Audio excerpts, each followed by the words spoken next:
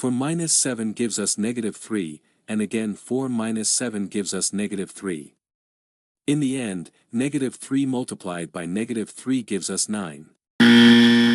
But this answer is not correct because we did not follow one of the most important rules in mathematics called the order of operations.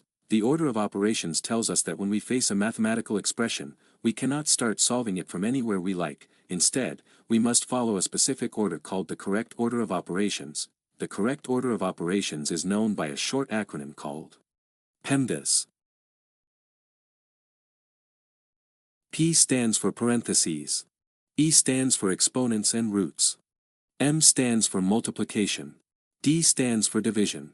A stands for addition. And S stands for subtraction. According to PEMDAS, in any mathematical expression, we first calculate parentheses, then exponents and roots, then multiplication and division, and finally addition and subtraction. Remember that multiplication and division have equal priority. In any expression that has both multiplication and division, we move from left to right and perform whichever we reach first. This rule also applies to addition and subtraction. Now, with these explanations, let's solve the question from the beginning of the video. But before solving it, please like the video and subscribe to the channel, and if you have any questions, ask them in the comments.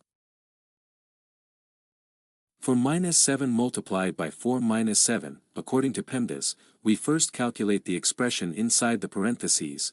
4 minus 7 gives us negative 3, and the expression becomes 4 minus 7 multiplied by negative 3.